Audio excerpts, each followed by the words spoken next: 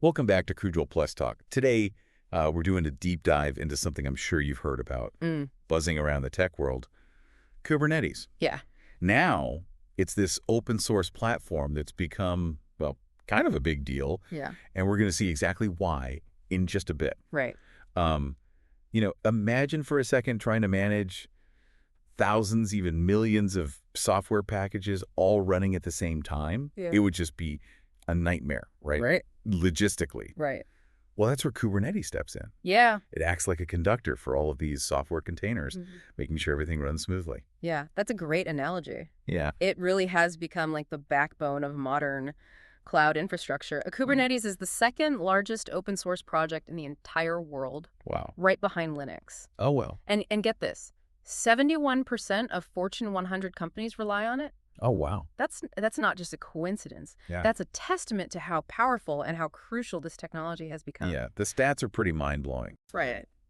But before we get lost in all the hype, let's take a step back. Okay. Can you kind of walk us through the history of how we even got to this point? Yeah. I mean, we weren't always orchestrating containers, were we? Definitely not. It's actually a pretty fascinating journey, and it really kind of mirrors the evolution of the digital world itself. Right. You know, think back to the days of those big, massive physical servers.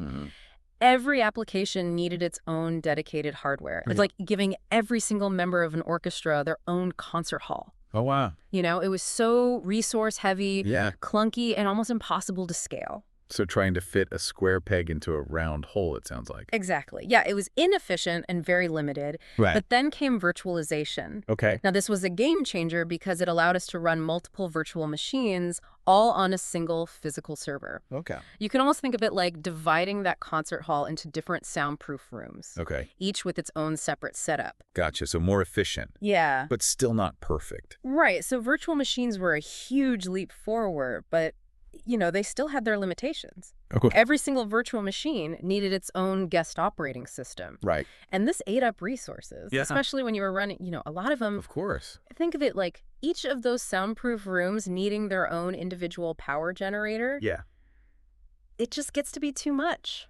Yeah, I can see the problem there. Yeah. So what was the next step then Yeah. in making things more efficient? Enter containers. Okay. Now, instead of virtualizing the entire hardware like VMs, what containers did was they focused on virtualizing the operating system itself. Interesting. Just like packing only the essential instruments that you would need for a specific musical piece. Okay. You know, it's very lightweight, very portable, and much less resource intensive. So containers were kind of the aha moment. Pretty much. Okay. Yeah, but the really interesting thing is that this idea behind containers, this process isolation, has actually been around for a very long time. Really? Oh, yeah. So back in 1979, the Unix operating system introduced something called Crute. Oh. And this allowed for isolating processes. This was actually like a foundational idea that really paved the way for all of modern containerization as we know it today. Wow, that's a blast from the past. It is. It's amazing to see how these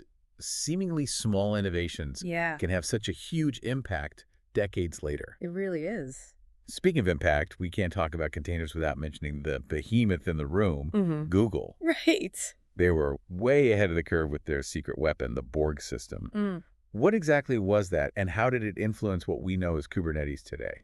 Well, so Google, you know, they faced this very unique challenge back in the early 2000s. They had this massive, ever-growing server infrastructure, and they needed a way to manage all of these different applications that were running all at the same time. Right. Imagine just the complexity of keeping all of those servers just humming along in perfect harmony. Yeah. So that's where the Borg system was born. Yeah. It was essentially a unified container management system, like a super intelligent conductor for their entire data center orchestra. So Borg was basically an internal Google super sophisticated version of what we know as Kubernetes today. Exactly. Right. It was the brain behind all of Google's most demanding services. Yeah. Gmail, Search, Maps, YouTube, all powered by Borg's incredible ability to just orchestrate containers with incredible efficiency. Wow. Yeah. So Borg was this incredible internal tool. Yeah.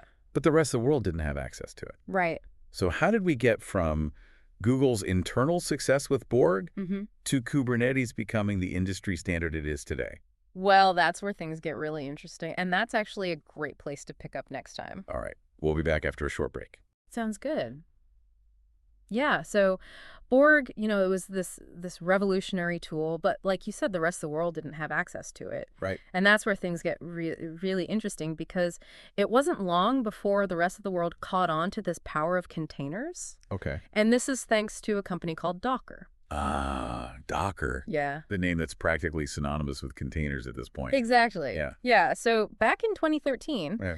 Docker kind of burst onto the scene, and it made containerization so much more accessible to developers everywhere. Yeah. It simplified building, deploying, and managing these containerized applications, Right. kind of like giving musicians sheet music that was really easy to read and follow. Gotcha. So it's like Docker democratized containers. That's a great way to put it. Yeah. They brought it to the masses, but Right. even with Docker's advancement, there was still a missing piece to the puzzle, Okay. especially when it came to orchestrating containers on a large scale. Okay. So Docker was primarily designed for single nodes. Imagine trying to conduct an orchestra with each musician playing on their own with absolutely no coordination. Yeah, that wouldn't sound very harmonious. No, it wouldn't. So where did Kubernetes fit into all of this? Okay, so Google had been quietly observing the growing popularity of Docker and containers, but they recognized its limitations. Wow. They saw the need for a much more powerful orchestrator. Yeah. And, they had a ton of experience from Borg and Omega, which was their next generation container management system. So did they just decide to open source their secret weapon? Well, they did, and it must have been a huge decision for them. Yeah. So back in 2014, Right. Google released Kubernetes as an open source project. Okay. And they drew inspiration from the lessons they learned with Borg and Omega. Okay. And get this, it was initially codenamed Project 7 of 9 I love that. after the Borg drone from Star Trek. That's awesome. Yeah, so it was like a little nod to the technology's origins. Right. But Yeah. what made Kubernetes so special? Why did it stand out from other container management tools? Yeah. What was so appealing about it? Well, from the very beginning, Okay. Kubernetes was designed to be less complex and more user-friendly than its predecessors. Oh. Okay. It focused on providing a more declarative way to manage containers. Okay. You simply defined the desired state of your application, Right. kind of like setting a thermostat, Right. and Kubernetes would take care of making it happen. So Kubernetes takes care of all that complex behind-the-scenes work. Yeah. So it's easier for developers to deploy and manage their applications. Exactly. So to understand how it does that, we need to kind of take a closer look at the Kubernetes architecture. Okay. At its core, Kubernetes operates on the concept of clusters. Okay. Now, these are groups of machines, either physical or virtual, Okay. that all work together to run your containerized application. It's like an orchestra with Right. all these different sections, Yeah. all working together to create a symphony. Okay. I like that. Right. And within each cluster, you have these worker nodes and control plane nodes. Okay. Yeah, I was going to say those sound familiar. You got it. Yeah. The worker nodes are the ones that are actually running your application. Okay. These are the musicians playing the instruments. Right. And then you have the control plane nodes, Mm. which act as the brains of the entire operation. Gotcha. So they're like the conductor guiding the entire orchestra. So the control plane just manages the entire cluster, making Right. sure everything runs smoothly. Precisely. It's like the conductor making sure everyone is in sync and Yeah. that they're all following the score. Right. It includes components like the API server, which Okay. handles all the communications with Kubernetes. Okay. The control manager, which enforces the desired state of the cluster. Mm-hmm. And the cloud controller manager, which interacts with the underlying cloud provider. Okay, so we got clusters, nodes, and a control plane. Right. But where do the containers themselves fit into all of this? That's where pods come in. Pods, okay. In Kubernetes, your containers are grouped together in these things called pods. Okay. And a pod is the smallest deployable unit in Kubernetes. Okay. So it's kind of like a group of instruments Yeah. all playing together Like- as one section in the orchestra. Right, so multiple containers can actually live together in a pod. Yeah. And they can even share resources like storage and networking. Exactly. Pods make it easy to manage and deploy related containers all as a single unit. Right. It's much like managing a section of an orchestra Right. rather than trying to manage each individual instrument. So this is all starting to click now.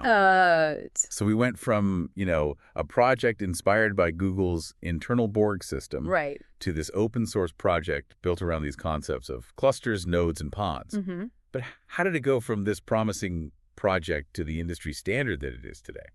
Well, a pivotal moment came in 2014 Okay. when major players like Microsoft, Red Hat, IBM, and even Docker Wow. recognized the potential of Kubernetes and decided to join the community. So it wasn't just a Google project anymore. No. It was a collaborative effort. Yeah, it was industry-wide. It was industry-wide. That's amazing. Yeah. So what were some of the features that really made it so appealing? What did Kubernetes offer? Well, so early on, Kubernetes already had all these robust set of features for orchestrating containers. Okay. You know, it could handle things like replication, Okay. which means you could deploy multiple instances of your application for redundancy. Load balancing was another key feature. Right. It could distribute traffic across all those instances Mm-hmm. to prevent anyone from getting overloaded. Right. It had built-in health checks to make sure the containers were running properly. Okay. And it could even automatically restart them if they weren't. Wow. And of course, it could very efficiently schedule those containers to run on the right nodes in the cluster, Right. taking into account resource availability and other constraints. Sounds like they thought of everything. Yeah, they really did. Yeah. It was a very well thought out system. So Kubernetes was ready for prime time by 2015. Absolutely. Version 1.0 was released that year, Okay. and that was a major milestone. Okay. That signaled that Kubernetes was mature and ready for widespread adoption. Okay. This version also brought significant improvements and expanded capabilities, Yeah. which made it even more appealing to developers and businesses. And this is around the same time that we start seeing this shift towards cloud-native computing, right?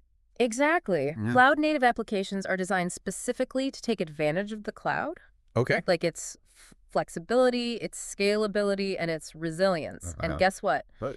Kubernetes was the perfect platform for building and running these cloud-native applications. They complement each other perfectly. They did. Before, cloud computing applications were typically tied to very specific hardware. Wow. But with containers and Kubernetes, you could package your application and deploy it anywhere, Oh, wow. making it truly cloud portable. This really opened up a whole new world of possibilities. Right. Kubernetes became more than just a container orchestrator. It was like this foundation for a whole new way of building and running software. It was, and one of the biggest advantages of this cloud-native approach was the rise of microservices. Microservices. Yeah. Kubernetes made it so much easier to build applications Okay. as a collection of these smaller, independent services that could be developed and deployed independently.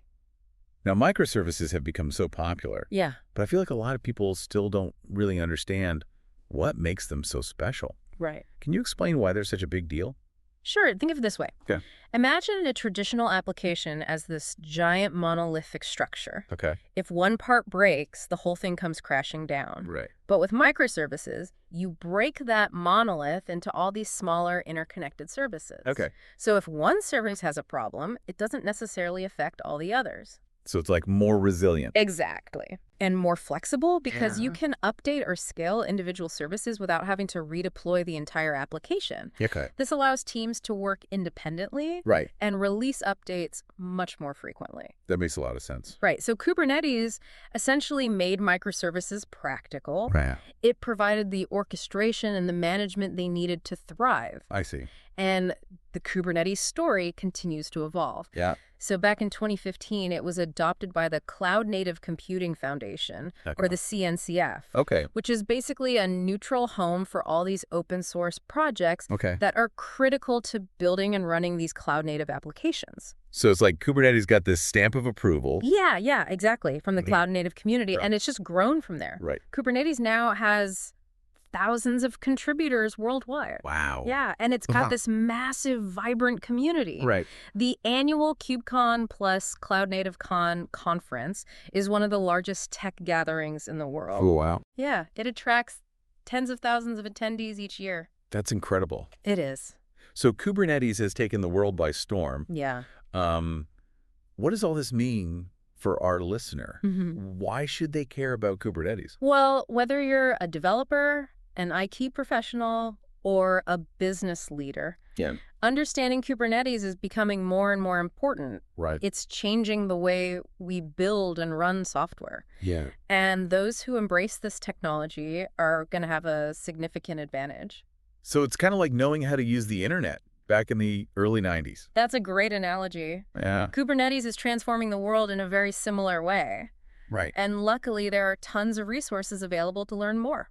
Oh, good. The official Kubernetes documentation is a great place to start. Okay. And there are also some excellent online courses and tutorials. Right. And of course, the Kubernetes community is always there to help. It sounds like Kubernetes is more than just a technology. It's a whole movement. It is. It is. And it's a movement worth being a part of. Yeah, we've covered a lot of ground today. We have. We've gone from clunky servers to this elegant orchestration of Kubernetes. And it's fascinating to me how Kubernetes is still evolving at such a rapid pace. Yeah, it really is. So what does the future hold for this technology? That is the million-dollar question. Yeah.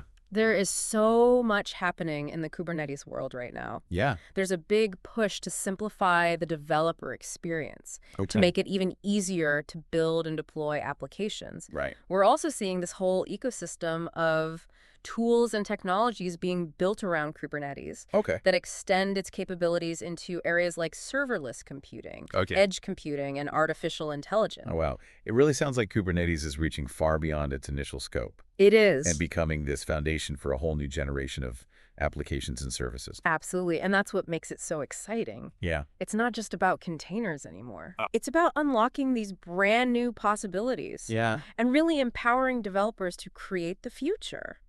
This has been an incredible journey. Thank you for guiding us through the world of Kubernetes and for sharing your insights. It's been my pleasure. And to our listener, we encourage you to explore this amazing technology and discover all of the possibilities that it holds for you. Who knows? You might just be the one to build the next revolutionary application on top of Kubernetes.